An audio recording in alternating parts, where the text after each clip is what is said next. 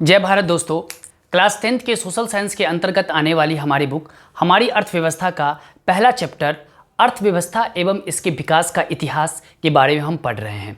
और आज के इस चैप्टर में हम इसके अगले पार्ट यानी कि 8वें पार्ट के बारे में डिस्कस करेंगे।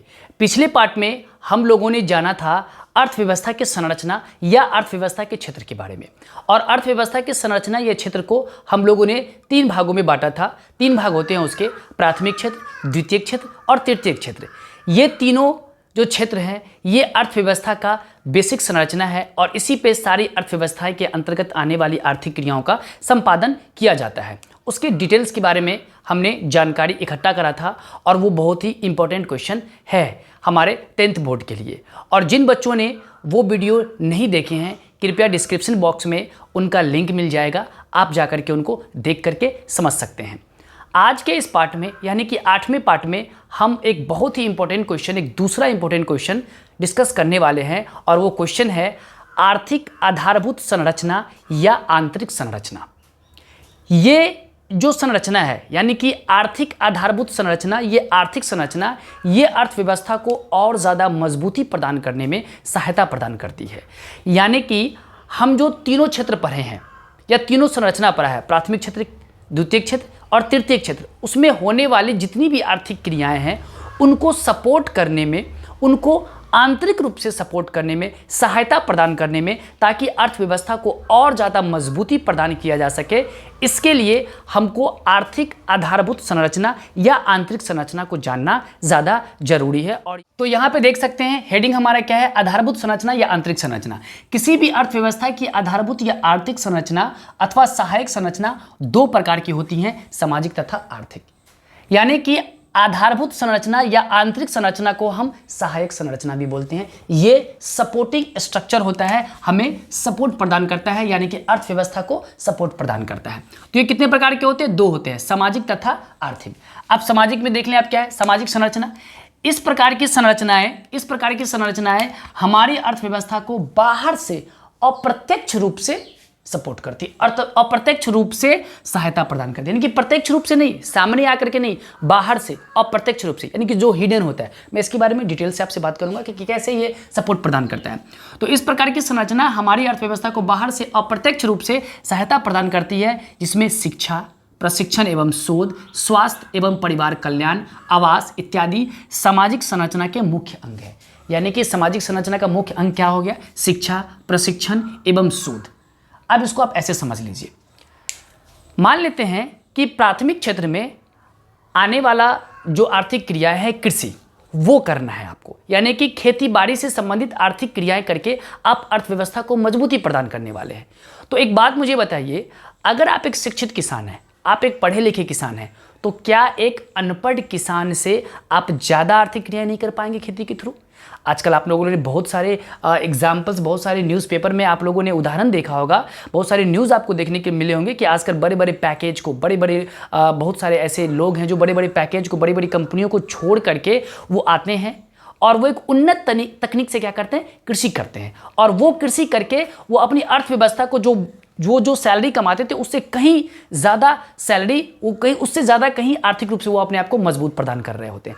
तो कहीं ना कहीं शिक्षा के थ्रू अगर आप कृषि करते हैं, शिक्षा को जोड़ करके, शिक्षित हो करके, प्रशिक्षण प्राप्त करके, रिसर्च करके, अपने स्वास्थ्य को अच्छे रख करके जब आप कोई काम करेंगे, चाहे वो प्राथमिक क्षेत्र से जुड़ा हुआ काम हो, चाहे वो उत्पादन से जुड़ा हुआ काम हो, चाहे वो सेवा क्षेत्र से जुड़ा हुआ काम हो, तो आपकी उत्पादन क्षमता और ज़्यादा अधिक बढ़ जाएगी, आपकी अर्थव्यवस्था में और ज़्यादा इंक्रीमेंट होगा। आप मत्स्य पालन करते हैं, आप अगर पढ़े लिखे हैं, कहीं से प्रशिक्षण आपने प्राप्त कर लिया, तो आप क्या करेंगे? आप जो आर्थिक क्रियाएं कर रहे हैं उनको और ज़्यादा सपोर्ट मिलेगा। आप उन चीज़ों को और ज़्यादा ब्रॉडली क्या कर सकते हैं? आप व्यापार कर रहे हैं, आप प्रशिक्षण प्राप्त करके अगर आप व्यापार कर रहे हैं, आप शिक्षा प्राप्त करके व्यापार कर रहे हैं, तो आप उस व्यापारिक एक्टिविटी को, उस आर्थिक क्रिया को और ज़्यादा मजबूती रूप से प्रदान करेंगे। और आप जानते हैं कि किसी भी देश, समाज या राज्य की अगर युवा पीढ़ी या कोई भी जनता शिक्षित है, प्रशिक्षण प्राप्त है, तो वहाँ की आर्थिक व्यवस्था को और ज़्यादा क्या मिलती है? मजबूती प्रदान पड़ती है, क्योंकि मानव संसाधन वो इंक्रीमेंट करता है। आप जब शिक्षित हो जाते हैं, प्रशिक्षित प्राप्त कर लेते हैं, आप जब स्वस्थ होते हैं, इसमें स्वास्थ्य भी जुड़ा हुआ है, इसमें जनसंख्या नियंत्रण भी है, यानी कि अगर लोगों की जनसंख्या कम होगी, आपका परिवार कल्याण कार्यक्रम के तहत आने वाली जो जनसंख्या नियंत्रण है वो अगर आपके कम होंगे तो अर्थव्यवस्था आपकी क्या होगी, इंक्रीज होगी।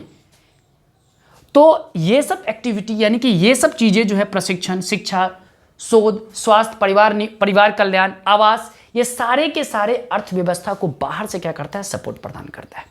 आप जितना ज़्यादा शिक्षित होंगे, जितना ज़्यादा स्वस्थ होंगे, क्योंकि आप जब तक स्वस्थ नहीं होंगे आप कोई काम कैसे कर पाएंगे। एक बीमार किसान खेती में काम कर सकता है क्या? एक व्यापारी इंसान व्यापार कर सकता है क्या? एक व्यापारी इंसान किसी फैक्ट्री को चला सकता है क्या? एक व्यापारी इंसान सेवा क्षेत्र में अपनी सेवा दे सकता है क्या? तो स्वास्थ्य रहना भी उतना ही जरूरी है एक भारत के नागरिक को या एक उस देश की जनता को। तो कहीं ना कहीं अर्थव्यवस्था को इंक्रीमेंट करने में ये सामाजिक संरचना भी बहुत ज़्यादा क्या होती है, इंपॉर्टेंट निभाती है। और दूसरा दोस्तों मित्रों हो गया आर्थिक संरचना। इस प्रकार की संरचनाएं उत्पादन क्रियाओं को मजबूती प्रदान करने में अपना सहयोग देती है। इस संरचना का उत्पादन एवं वितरण पर प्रत्यक्ष प्रभाव पड़ता है। यातायात एवं संचार, शक्ति, सिंचाई, मौद्रिक, वित्तीय संस्थाएं इत्यादि आर्थिक संरचना का मुख्य अंग है। यानी कि आर्थिक संरचना से समझ में यहाँ पे आ रही है कि कैसे वो अर्थव्यवस्था के जो क्षेत्र थे, प्राथमिक क्षेत्र, द्वितीय क्षेत्र, उनको कैसे वो सपोर्ट करता है। सपोज कि आप एक किसान हैं, आप खेती करना चाहते हैं। अब खेती करने के लिए हमें पैसे की जरूरत पड़ती है।